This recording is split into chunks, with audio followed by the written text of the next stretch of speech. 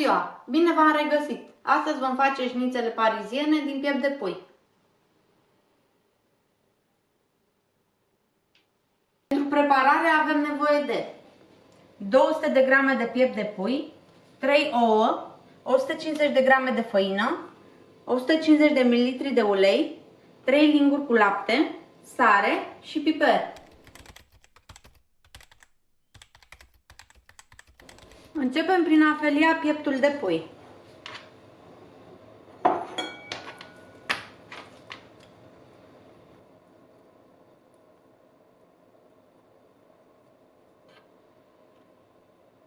Facem bucățile nici prea groase, dar nici prea subțiri.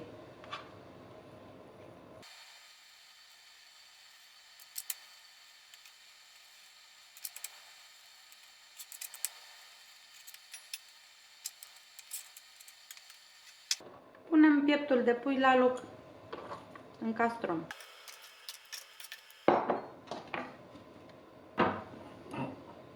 Avem aici cele 3 ouă, peste care punem laptele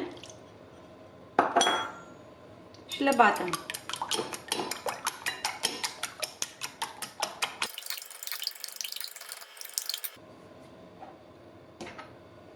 Peste amestecul cu lapte și ouă punem o linguriță cu sare,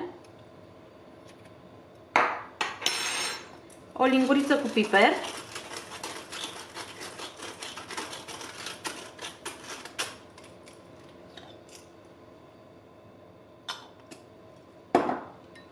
și amestecăm bine.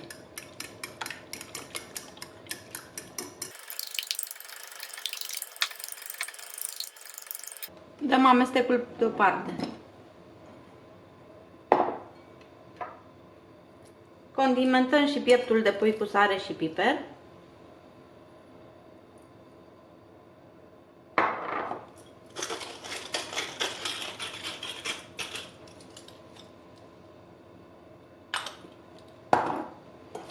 Distribuim condimentele pe tot pieptul.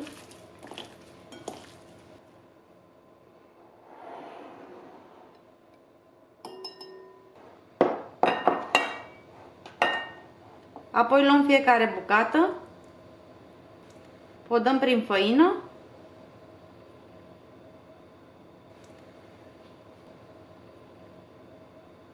și apoi o punem în amestecul cu ou.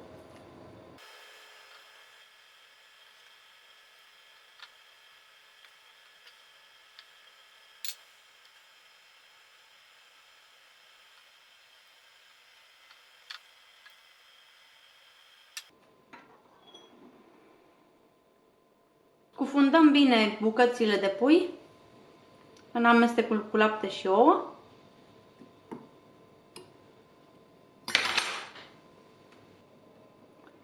Și punem pentru 15-20 de minute la rece.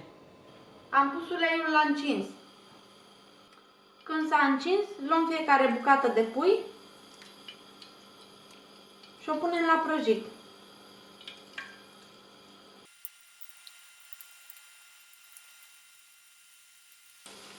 Rumenim bine bucățile de pui pe ambele părți.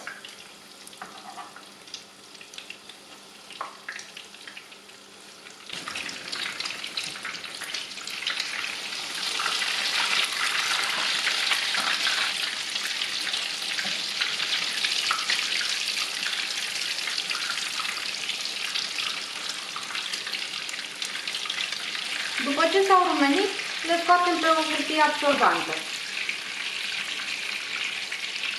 Le lăsăm să se răcorească puțin, apoi le putem servi.